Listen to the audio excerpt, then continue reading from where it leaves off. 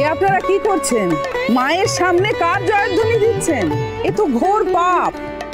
মায়ের সামনে শুধু মায়েরই জয়ধ্বনি দিন।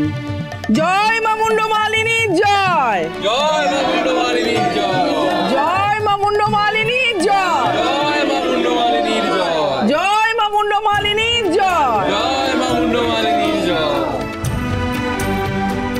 গতকাল সুপ্রভাত টিভি চ্যানেলে লাইভ অনুষ্ঠানে আমি বলেছিলাম যে 100 জন গরিব দুঃখী মানুষকে কম্বল দেয়া হবে এবং তার আগে তাদের অন্নের ব্যবস্থা করা হবে। ভক্তদের কাছে আমার স্বনির্বন্ধ অনুরোধ, ভোগের আয়োজন সমাপ্ত হয়েছে। ভক্তদের বলছি আপনারা অন্ন গ্রহণ করুন, তারপর আমার ছেলের হাত থেকে আপনারা প্রত্যেকে কম্বল নেবেন।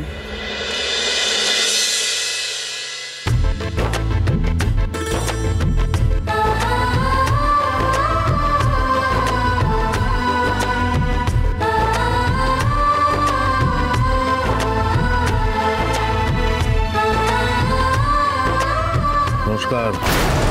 আরে নমস্কার।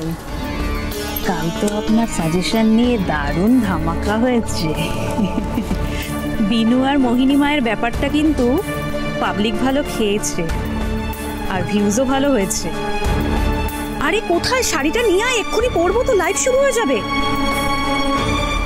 এক্সকিউজ মি ম্যাডাম, আপনার সাথে কথা ছিল। হ্যাঁ বলুন। আমার একটা আইডিয়া আছে ম্যাডাম, ওটা যদি শোনেন তাহলে আপনার প্রোগ্রামের টিআরপি হু করে বেরিয়ে যেতে পারে। হ্যাঁ বলুন।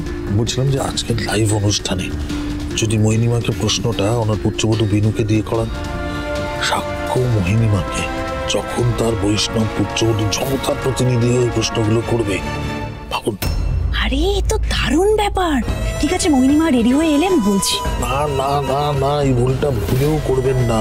এখন যদি আপনি বলেন তো উনি কিছুতেই রাজি হবেন না। কেন? টিআরপি বাড়লে তো ওনারই ভালো। উনি কখন কি মুডে থাকেন, আধ্যাত্মিক মানুষ বলে কথা।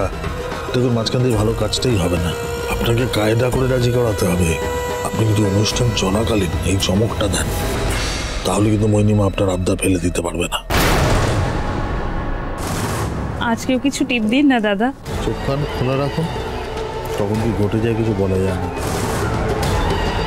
জয় মা মুন্ডমালিনীর জয়। আসুন গুরুদেব, আসুন গুরুদেব।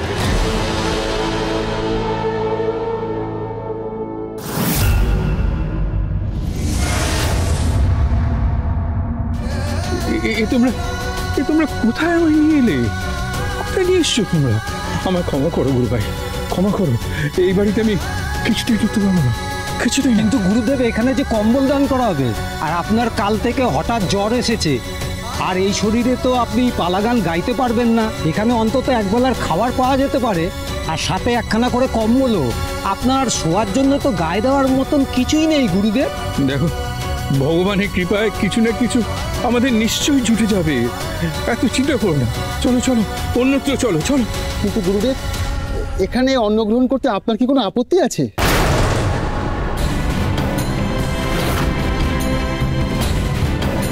না না, এখানে আমি কিছুতেই খেতে পারবো না, কিছুতেই খেতে পারবো না, কিছুতেই না। এ কি?